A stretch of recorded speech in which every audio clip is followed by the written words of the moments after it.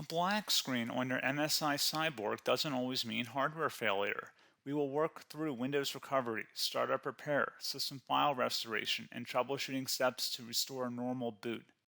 A lot of errors pertain to this problem, and we're going to go ahead and jump into what should hopefully be a pretty straightforward process, guys. And we're going to go ahead and jump right into it. First thing I'd recommend doing would be to actually go ahead and boot to the troubleshooting utility on Windows 11. So if you do a hard power off 3 times in a row, Windows should automatically attempt to launch the startup repair utility. And if it doesn't find anything, it will give you the option to select advanced settings, in which case it will take you to a screen that looks like this. Now, if it does not take you to a screen that looks like this, or you're unable to get to that, you can also download the Windows 10 Media Creation Utility, or Windows 11. They probably will make a creation utility for Windows 11 at some point. And it doesn't really matter, you can actually run the Windows 10 utility on Windows 11 as far as I'm aware. And you should be able to run the troubleshooting utilities built in within it. So you just would go ahead and download it to an ISO file and then burn it to a DVD or USB. It'd have to be about 4 gigabytes or more. It couldn't be a small USB flash drive, and it couldn't be a CD. It'd have to be a DVD. And then you'd boot your computer from it. So depending on the computer manufacturer, you'd have to tap a different key on your keyboard in order to launch that menu, in order to select what boot drive you want to go off of. So it could be anything between the escape key, F2, F8, F12, for example, and those are the function keys on the top of your keyboard. So you may have to just do a little bit of trial and error. Shouldn't take you more than a couple minutes. Googling it would probably be best before you even begin. But anyway, we're ready to go ahead and jump right into it. So we're on the choose an option page. So these will look very similar whether you're booting from it directly within Windows itself, or if you're plugged in a USB flash drive with the media creation utility installed and you selected the recovery option. So when you are setting up your Windows 11 installation or Windows 10, depending on the drive you're using, there should be an option to repair your computer in the bottom left corner of the dialog window, one of the first screens that comes up. You go ahead and select that, and then it would take you to a troubleshooting screen like you see here. And you want to go ahead and select troubleshoot, reset your PC, or see advanced options. And then there are going to be a whole bunch of options in here that we're going to explore in today's video. The first one, we're going to actually go underneath advanced options and then select startup repair, fix problems that keep Windows from loading. So go ahead and select that first.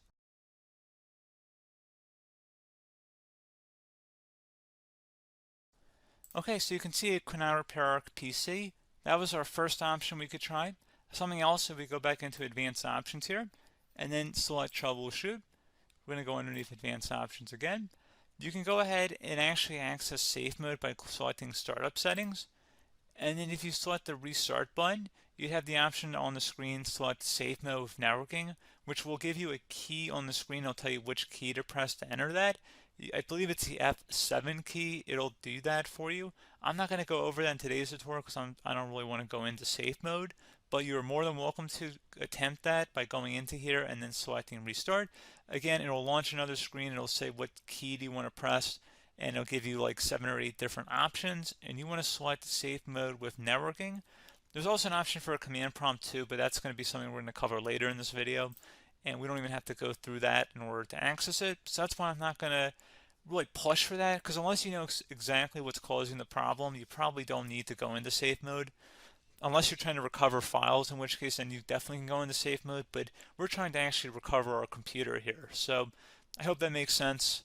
Something else we can also try here as well would be to uninstall updates, remove recently installed quality or feature updates from Windows. So if you go ahead and select that, you can uninstall the latest quality updates, which generally is the more day-to-day updates. Feature updates are the less regularly released ones, like the big ones. I would equate it to service packs in like Windows 7 and Windows Vista and Windows XP. So larger updates that occur once or twice a year at most. And the quality updates are more just a regular update. So probably obviously depend, it'll take longer if you're going to try and uninstall the latest feature update versus quality update. And maybe you don't need to go back that far. So just giving you guys a couple of pointers with that. Something else you can also look at here, and we're going to jump into the command prompt in a little bit, but you can select System Restore, which will use a restore point recorded on your PC to restore Windows. And this is something I would highly recommend here, guys. So select Next. Assuming you have a restore point saved on your computer, you go ahead and select the most recently created one, and you'll select next, and then you'll select the drive. You shouldn't actually have to select the drive. You can scan for affected programs, but we're going to keep it all default here, and then we're going to select finish. So once started, system restore cannot be interrupted. Do you want to continue?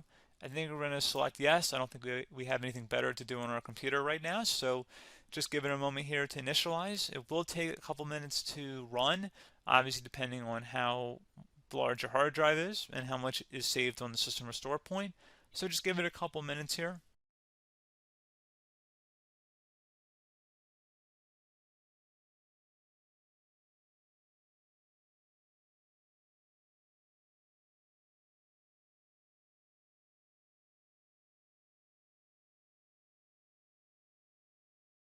System has been restored successfully. We're going to go over a couple different methods in addition to that if that did not work. So I'm just going to pause the video and we're going to start back on the recovery screen that we started with. Okay, so a couple other things we can try here too. If you go back into Troubleshoot, you can select Reset Your PC while you choose to keep or remove your personal files and then reinstalls Windows. You can select to keep my files, which will remove apps and settings but keeps your personal files. You can also select Remove Everything, which will remove all of your personal files, apps, and settings. So this is more of a factory reset, the second option here. First option, it should not delete all of your personal files. However, it will pretty much clear most of your programs, and keep in mind, there's no guarantee that your information, number one, is even still available and easily recoverable on your computer to the point that you actually would be able to recover anything. And the second point is that there's always a chance that it won't actually recover and it will just do a factory reset anyway. So there's no guarantee that actually would keep your files anyway. So I would recommend trying to get a recovery tool and backing that up first before selecting it anyway. But again, those are a couple different options. And then something else you can try here if you go back to the choose an option. Another option, if you go underneath choose an option and select troubleshoot, advanced options, and now select where it says command prompt. Okay, so the first thing we should do is type our main hard drive here. In most cases, it should be the C drive. So you just do a C colon and then hit enter on your keyboard. So once you're underneath the C drive, we're going to type in dir and then hit enter on your keyboard. It should have program files, users, and Windows all in there. That's how you know you're in the right directory.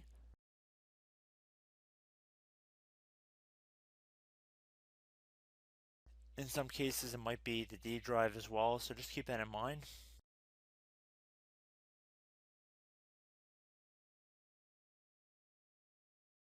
Next thing we're going to do is type in cd space / Windows / system32 / config, and then you're going to hit enter on your keyboard.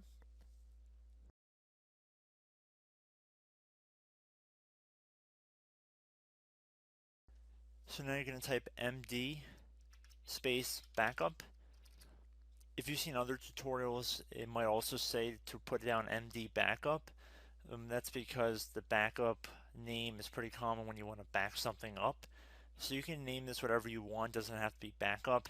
So if you've already made a backup folder in the past, you could do backup 1, for example. So once you're done setting the name you want the backup to be called, hit enter on your keyboard again.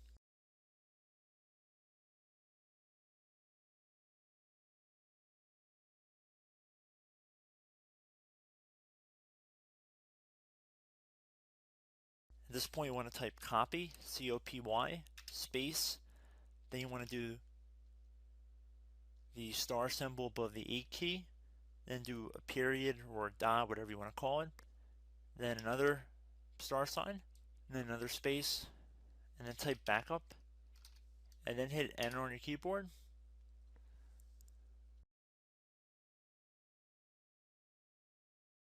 Now you want to type cd reg back, REGBACK, and then hit enter on your keyboard.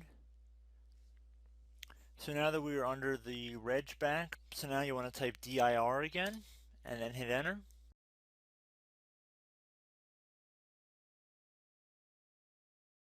So now at this point we're going to type copy again. So copy, space, star sign,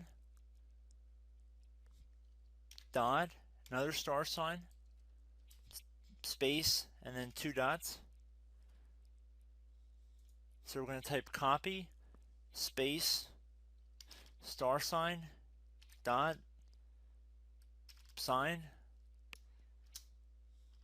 star sign, dot, dot, and then hit enter on your keyboard again.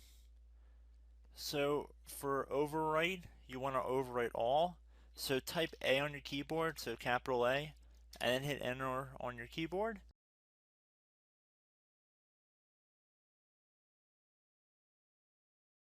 So at this point, you should be good to go. You can close out of the command prompt window, and if you accidentally continue to Windows 10, you should be all set. So I hope one of these 3 or 4 different methods we went through in this tutorial helped you guys out.